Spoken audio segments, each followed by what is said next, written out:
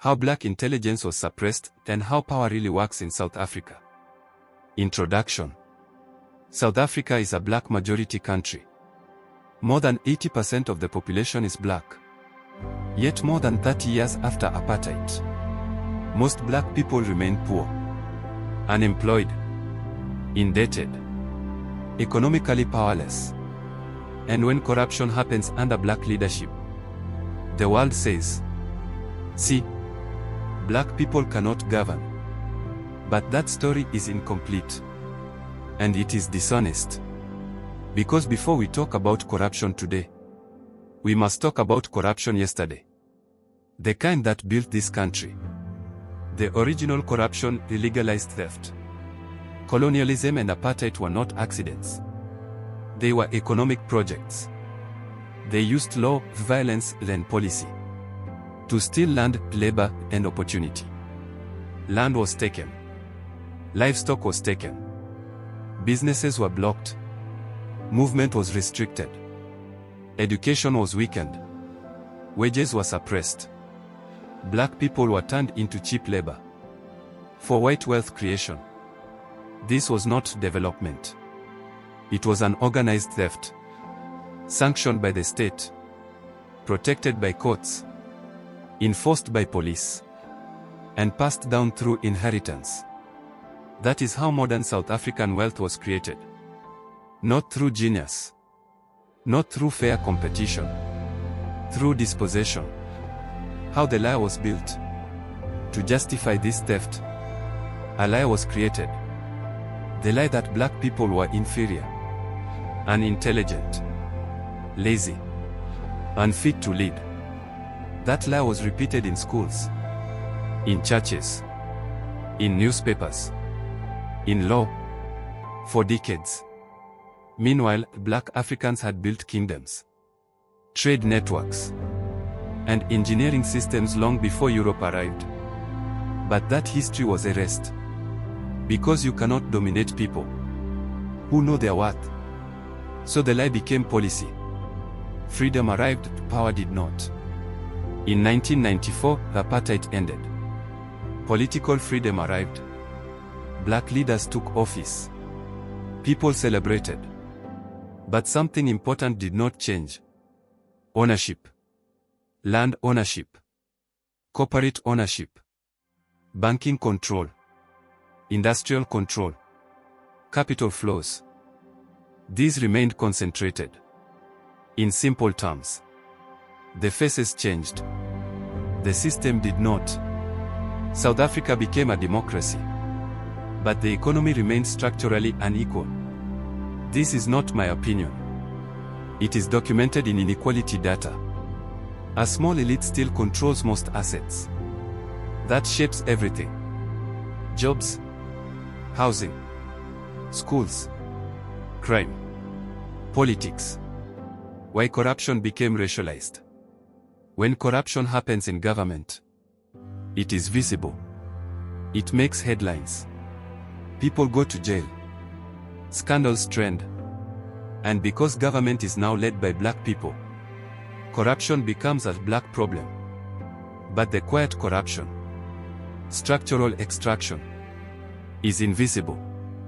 Dividends, interest, property inflation, tax avoidance, monopoly pricing, inheritance. That rarely makes headlines. So the public is trained to see. State corruption equals black failure. Market extraction equals normal business. This is narrative engineering. The psychology behind post-1994 corruption. Now let's be honest. Some black leaders became corrupt. That is true. It must be confronted. But it must be understood. Many came from poverty, from struggle, from instability, from trauma, from survival mode. They had never had security, never had generational wealth, never had safety nets. Then suddenly, they had power, access, money, pressure. No strong institutions, no mentorship, no protection. No psychological preparation. Just opportunity and temptation. Psychologists call this scarcity mindset. When you grow up without enough, your brain learns, take now. Tomorrow is uncertain.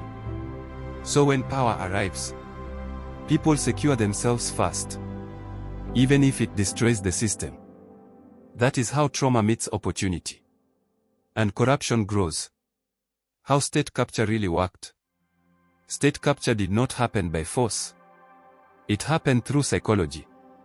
Powerful business interests studied weaknesses. They looked for financial stress, emotional insecurity, lack of support systems, fear of losing status. Then they offered money, protection, luxury, security, belonging. In exchange for loyalty, dependency was created. Once trapped, the escape was difficult. That is how capture works. Not with guns, with incentives, black faces and structural power. Here is the uncomfortable truth. A country can have black politicians and still be economically controlled by elite networks. Because power follows ownership. Who owns factories? Who owns banks? Who owns logistics? Who owns property? Who controls credit? Who sets prices? Who can move capital? Those questions matter more than election posters. So South Africa has political democracy. Inside economic inequality. That tension creates instability. Every time. Why the stigma persists? When black leaders fail, it becomes racial proof. When white-dominated systems fail, it becomes complex. That double standard is part of the system. It protects inherited privilege. It shifts blame. It simplifies history. And it weakens critical thinking. So today, South Africa faces two enemies at once. Structural inequality, built over centuries, and modern corruption, enabled by weak institutions. One did not replace the other. They coexist. And they feed each other. To break this cycle, we must understand how the economic system really works, and how it can be changed. Not with slogans, with strategy. How the system keeps communities poor and who benefits. The township economy, money that never stays. Look at most townships in South Africa. People work. People hustle. People trade. People survive. But money does not stay. Salaries enter on Friday. By Monday, if they are gone, where do they go? To big retailers. To banks. To landlords. To data companies. To transport systems. To electricity. To loan sharks. To multinational corporations. Very little circulates locally. Townships are consumption zones, not production zones. They are designed to spend, not to build. That is not accidental. That is economic design. Why local businesses struggle? Many people ask, why do local businesses fail? Why do migrants dominate spaza shops? The answer is not intelligence. It is systems. Most local entrepreneurs start with no capital, no bulk suppliers, no credit, no mentorship, no logistics, no protection. They buy stock retail, sell retail, with tiny margins. One shock, robbery, illness, funeral, and the business collapses. Meanwhile, organized migrant networks pool money, buy wholesale, share transport, share risk, reinvest profits, operate as systems, not individuals. They understood what the state failed to teach. That is the difference. Poverty is not random. Poverty is engineered. It follows patterns. Poor schools, poor transport, poor healthcare, poor policing, poor internet, poor credit access. Then society asks, why are people failing? Because the runway is broken. You cannot take off. On damaged infrastructure. Education, the broken pipeline. Education is the main ladder out of poverty. In South Africa, that ladder is cracked. Many rural and township schools still lack proper math teachers, science labs, libraries, career guidance, digital access, safe facilities. Children start behind, stay behind, finish behind, then compete in a modern economy. That is not competition. That is a structural disadvantage. And it repeats every generation. Invest together. Protect interests together. Division below. Unity above. That is how power stays concentrated. Transition to rebuilding. So now we know. Poverty is not accidental. Inequality is not random. Corruption is not isolated. Failure is not cultural. It is systemic. It is designed. It is maintained. The question now is not, who do we blame? The question is, how do we dismantle it and rebuild something better? In the next section, we will talk about solutions, not slogans, not promises, real strategies for economic power, for community control, for generational wealth. Rebuilding power, how South Africa can break the cycle. No savior is coming. Let's start with the truth. No politician is coming to save you. No party is coming to rescue communities. No billionaire is coming to uplift townships. History shows this clearly. Nations are rebuilt by organized citizens, not by speeches, not by promises, by systems. Waiting is surrender. Economic literacy is the first weapon. Every strong economy starts with knowledge. Not motivation. Not inspiration. Knowledge. People must understand how money moves, how credit works, how businesses scale, how contracts operate, how taxes affect profit, how supply chains function. Without this, people are blind in a financial battlefield. Economic ignorance is expensive. Cooperatives, power in numbers. One person struggles. 10 people can negotiate. One shop buys retail. A cooperative buys wholesale. One farmer fails. Cooperative exports. Collective ownership is not socialism. It is a strategy. Every successful community used it. Asians, Jews, Europeans, Arabs, Africans must relearn it. Properly. With governance. With discipline. With transparency. Not stock votes that collapse. Real enterprises. From consumers to producers. South Africa imports too much. Food, clothes, furniture, electronics, chemicals. We export raw materials. We import finished goods. That is colonial economics. Modernized. Real power comes from manufacturing, processing, packaging, design, branding. Control the value chain. Or stay poor. Skills revolution. The future is technical. Renewable energy. Artificial intelligence. Logistics. Engineering. Agritech. Software. Data. Robotics. Trades. Plumbing. Electrical. Welding. Mechanics. Not everyone must go to university. But everyone must have a skill. A marketable one. A portable one. A scalable one. The real struggle. The struggle did not end in 1994. It changed form.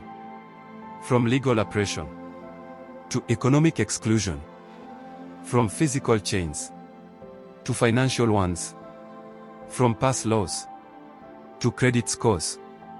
From forced removals to market removals. The battlefield moved. Many did not notice. Land, identity, and power, why it was taken first. Land is not just soil. For African people, land was never just property. It was identity, history, spiritual connection, economic security, family continuity, cultural memory. Land held graves of ancestors, sacred sites, ritual spaces, initiation grounds, ceremonial places.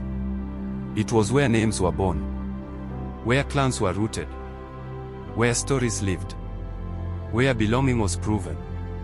To lose land was to lose yourself. Why colonizers took land first? Colonization always starts the same way. Not with schools, not with hospitals, not with development. With land seizure. Why? Because land is power. Control land, control food. Control food, control labor. Control labor, control wealth. Control wealth, control politics. That is the chain. Once land is gone, everything else follows. You become dependent. You become cheap labor. You become disposable. That was the plan. Land and the psychology of defeat. When people are removed from land, something breaks inside. Psychologists call it collective trauma. But in African terms, it is spiritual dislocation.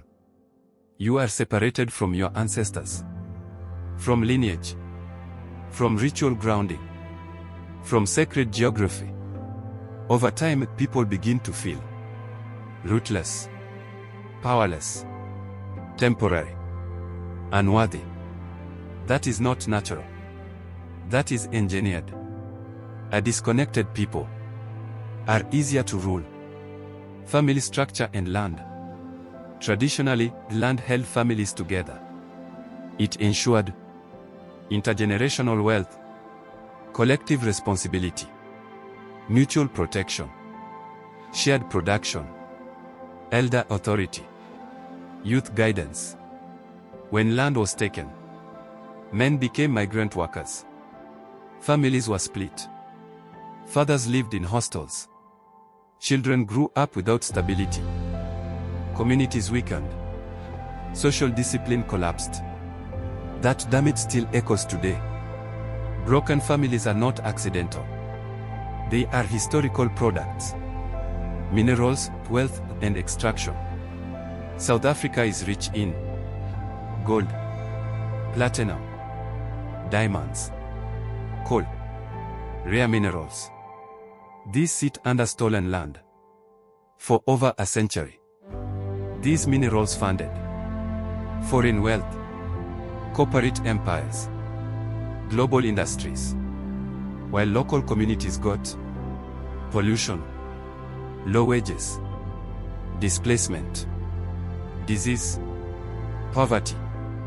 This is extraction economics. Take resources, export profits, leave damage, repeat. That is colonialism in modern form. Land and spiritual sovereignty. In African cosmology, land connects three worlds: the living, the ancestors, the unborn. Rituals require place. Cleansing requires ground. Initiation requires territory. Burial requires lineage land. When land is lost, spiritual sovereignty is lost. People begin to seek identity elsewhere. In materialism, in substances, in foreign cultures, in empty status symbols. This is not a coincidence. It is a displacement of meaning. Why land struggles never die. Land struggles never disappear. They go quiet, then explode. Because land is memory. You can silence people. You cannot erase history. Every dispossession leaves a wound. Every wound demands healing. That is why land remains political, spiritual, emotional, economics, all at once. Land without power is not freedom.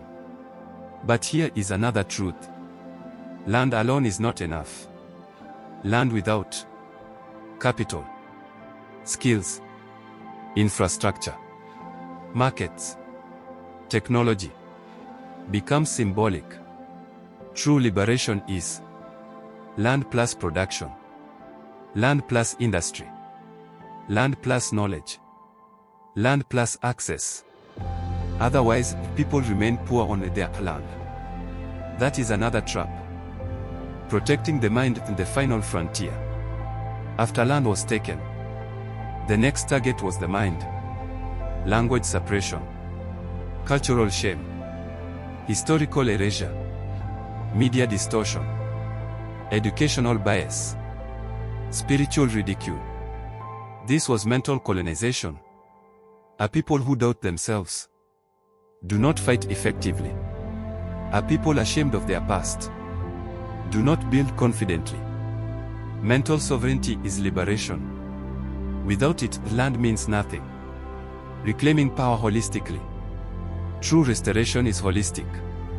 It includes economic ownership, land security, cultural revival, spiritual grounding, family rebuilding, psychological healing, institution building. One without the other fails. This is not ideology. This is a historical pattern. Final land message. Land was taken first. Because land is the foundation of power. It was never about race hatred alone. It was about control. Control of bodies. Control of minds. Control of futures. Reclaiming land, without reclaiming consciousness, is incomplete freedom.